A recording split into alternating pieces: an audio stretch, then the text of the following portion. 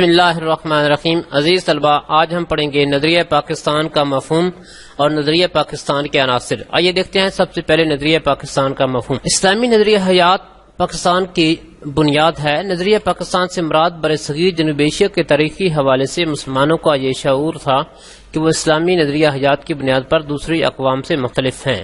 ایک موقع پر قائد-اعظم محمد علی جناح نے فرمایا تھا کہ پاکستان تو اسی روز وجود میں آ گیا تھا جب برصغیر کا پہلا ہندو مسلمان ہوا تھا۔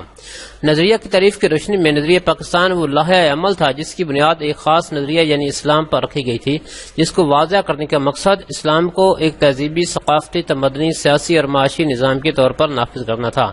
پاکستان کا قیام ایک نظریے کے تحت عمل میں آیا ہے جو نظریہ پاکستان کہلاتا ہے۔ نظریہ پاکستان کی حیثیت پاکستان کے وجود میں روح کی طرح ہے جس کے بغیر پاکستان کے قیام کا کوئی تصور نہیں کیا جا سکتا۔ تحریک پاکستان کے دوران مسلمانان ہند نے شعوری طور پر ایک نظریے کے تحت آزاد مسلمان مملکت کے قیام کی جدوجہد کی۔ ذیل میں نظریہ پاکستان کی تعریف پیش کی گئی ہے۔ نمبر 1، نظریہ پاکستان سے مراد ایک الگ خطہ زمین کا حصول ہے جس میں مسلمانان برصغیر قرآن و سنت کی روشنی میں اسلامی قدروں اور نظریات کو محفوظ کر سکیں اور اپنی زندگیاں اسلام کے روشن اصولوں کے تحت گزار سکیں۔ نمبر 2، تحریک پاکستان اور تعمیر پاکستان کے مجموعی تصور کو نظریہ پاکستان کہتے ہیں۔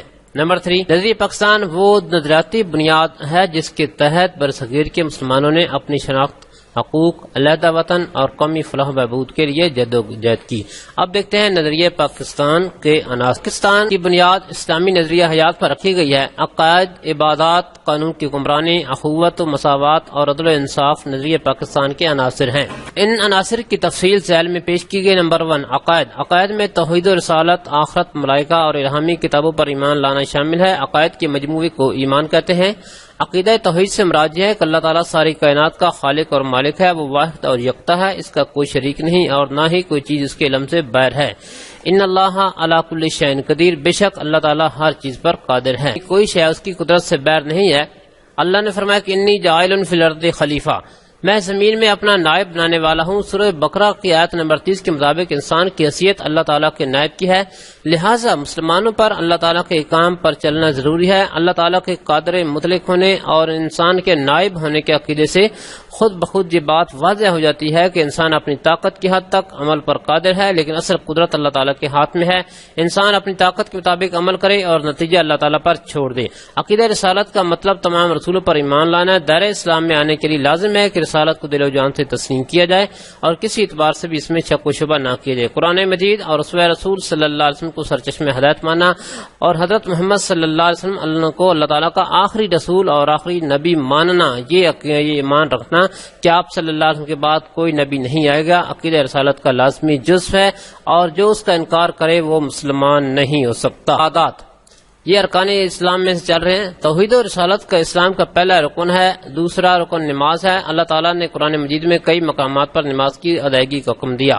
نماز کو مقررہ اوقات کے مطابق ادا کرنا فرض ہے۔ اللہ تعالیٰ نے قرآن مجید میں ارشاد فرمایا ان الصلاۃ کانت علی المؤمنین کتابا موقوتا، ترجمہ بے شک نماز کا مومنوں پر اوقات مقررہ میں ادا کرنا فرض ہے۔ یہ سورہ نساء کی آیت نمبر 103 ہے۔ دراصل نماز قائم کرنا دین اسلام کو قائم کرنے کا وہ نمونہ ہے جس کا مظاہرہ ہر روز ہوتا ہے۔ اللہ تعالیٰ کی اطاعت کا ایسا ہی نظام پورے معاشرے میں قائم ہونا چاہیے۔ اسلام کا تیسرا رکن زکوٰۃ ہے۔ زکوٰۃ مالی عبادت ہے اور اسلام کے معاشی نظام کی مضبوطی کا ذریعہ ہے۔ زکوٰۃ کے نظام کی وجہ سے دولت چند ہاتھوں میں اکٹھی ہونے کے بجائے گردش میں رہتی ہے اور معاشرے کے غریب طبقے تک بھی پہنچ جاتی ہے۔ چوتھا رکن روزہ ہے۔ تمام عبادات کی طرح روزہ بھی فرض کا بہترین اظہار ہے اور بندے اور اللہ تعالیٰ کے درمیان قربت کا ذریعہ ہے۔ حج اسلام کا پانچواں رکن ہے جو صاحب استطاعت لوگوں پر فرض ہے۔ حج کے موقع پر اللہم لبیک کی پکار مسلمانوں کے اتحاد اور بھائی چارے کی ایسی مثال ہے جو دنیا میں کہیں نظر نہیں آتی۔ تیسرا پوائنٹ ہے قانون کی حکمرانی۔ قانون کی حکمرانی اسلام کے نظام کی اہم خوبی ہے۔ اس کی بنیاد اس تصور پر ہے کہ قانون کا سرچشمہ اللہ تعالیٰ ہے۔ قرآن اور اسوہ رسول صلی اللہ علیہ وسلم قانون کی بنیاد ہیں۔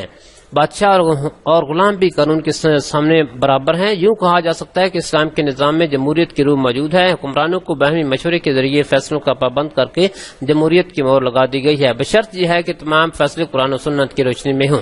چوتھا پوائنٹ ہے اخوت و مساوات۔ اسلامی معاشرے میں اخوت و مساوات کو خاص امید حاصل ہے۔ مدینہ منورہ میں جب اسلامی حکومت قائم ہوئی تو اس میں اخوت و مساوات مثالی تھی۔ آج بھی اسلامی معاشرہ سے اخوت بھائی چارے پر اور مساوات کا تقاضا کرتا ہے جو مواخات مدینہ میں نظر آتی تھی۔ اسلام سے پہلے اس اصول کی شدید کمی تھی اور لوگ ایک دوسرے کی جان کے دشمن تھے، لیکن مدینہ کی ریاست کے وجود سے حضور اکرم صلی اللہ علیہ وسلم نے حقوق العباد پر عمل کرتے ہوئے یتیموں، بیواؤں، ناداروں اور پر شفقت کرنے کی تلقین کی۔ آپ صلی اللہ علیہ وسلم نے لوگوں کو زندگی بسر کرنے کا ضابطہ حیات دیا تاکہ لوگ آپس میں محبت سے رہ سکیں اور معاشرے میں بھائی چارے اور مساوات کی فضا قائم ہو۔ آپ صلی اللہ علیہ وسلم نے زکوٰۃ اور خیرات کے نظام کو وضع کیا اور سود کو حرام قرار دیا، کیونکہ اسلام میں دوسروں کے استحصال، لوٹ کھسوٹ کی کوئی گنجائش نہیں ہے۔ اخوت اس بات کا درس دیتی ہے کہ آپس میں برادرانہ تعلقات قائم ہونے چاہیے تاکہ کسی کے حقوق چھینے نہ جا سکے اور نہ کوئی کمزور پر ظلم کرے۔ حضور اکرم صلی اللہ علیہ وسلم کا ارشاد ہے کہ ایک مسلمان دوسرے مسلمان کا بھائی ہے، وہ اس کے ساتھ دھوکہ نہیں کرتا اور اس کے ساتھ خیانت نہیں کرتا اور اس کی غیبت نہیں کرتا۔ سنن ترمذی حدیث نمبر 2747۔ آپ صلی اللہ علیہ وسلم نے کینہ اور حسد سے باز رہنے کا درس دیا، لہذا مسلمانوں کو چاہیے کہ اتفاق سے رہیں اور ایک دوسرے کی مدد کریں۔ اسلامی معاشرے میں جہاں اخوت اور بھائی چارے کو مقام حاصل ہے وہاں مساوات پر بھی زور دیا گیا ہے۔ علامہ اقبال کے الفاظ، ایک کی صف میں کھڑے ہو گئے محمود و ایاز، نہ کوئی بندہ رہا نہ کوئی بندہ نواز، کیونکہ اسلام میں اونچ نیچ کا کوئی تصور نہیں ہے۔ اسلام نے ایسے معاشرے کی بنیاد رکھی ہے جس میں غریب اور امیر سب ایک جیسے ہیں، کسی کو کسی پر برتری حاصل نہیں۔ حضرت محمد صلی اللہ علیہ وسلم نے اس حقیقت کو اپنی آخری خطبہ میں یوں فرمایا، اے لوگو، بے شک تمہارا رب بھی ایک ہے اور تمہارا باپ بھی ایک۔ آگاہ رہو، کسی عربی کو کسی اجمی پر، کسی اجمی کو کسی عربی پر، کسی سفید فام کو کسی سیاہ فام پر اور کسی سیاہ فام کو کسی سفید فام پر کوئی فوقیت یا فضیلت حاصل نہیں۔ فضیلت کا معیار صرف تقوی ہے۔ مسند احمد میں اسلام تو نام ہی مساوات کا ہے۔ اللہ تعالیٰ کے نزدیک کوئی شخص برتر نہیں، اگر کوئی بڑا ہے تو اچھے اعمال کی بنا پر بڑا ہو سکتا ہے۔ آپ دیکھ لیں کہ مسجد میں کوئی شخص افضل نہیں ہے، سب ایک امام کے پیچھے کھڑے ہو کر نماز ادا کرتے ہیں۔ اللہ کے حضور کسی کو برتری حاصل نہیں ہے۔ اللہ تعالیٰ نے مساوات نسل انسانی کا درس دیتے ہوئے سورہ حجرات میں یوں فرمایا، یا ایھا الناس انا خلقناکم من ذکر وانثی وجعلناکم شعوبا وقبائل لتعارفوا ان اکرمکم عند اللہ اتقاکم۔ لوگو، ہم نے تم کو ایک مرد اور عورت سے پیدا کیا اور تمہاری قومیں اور قبیلے بنائے تاکہ ایک دوسرے کو شناخت ہو سکے، اور اللہ کے نزدیک تم میں زیادہ عزت والا وہ ہے جو پرہیزگار ہے۔ پانچواں پوائنٹ ہے عدل و انصاف۔ عدل و انصاف کے بغیر کوئی معاشرہ ترقی نہیں کر سکتا، لہذا عدل و انصاف کا تقاضا ہے کہ معاشرے میں ہر کسی کو اس کا حق ملے۔ جہاں انصاف پر مبنی معاشرہ ہوگا وہاں معاشرے کی دوسری خرابیاں خود بخود ٹھیک ہو جائیں گی، کیونکہ اس طرح کوئی کسی کا حق غصب نہیں کر سکے گا۔ سزا کے خوف سے کوئی بے ایمانی یا ناانصافی کا مرتکب نہیں ہوگا۔ طلوع اسلام سے پہلے اس قسم کی بے ایمانی کے طاقتور کو سزا نہ دینا جبکہ کمزور کو سزا دینا عام تھا، لیکن اسلام کے بعد عدل و انصاف کا بول بالا ہوا، معاشرے میں عدل و انصاف کی فضا قائم ہوئی اور عدل و انصاف کی فضا قائم ہوئی اور مسلمان معاشرے میں انصاف ایک اہم ضرورت بن گیا۔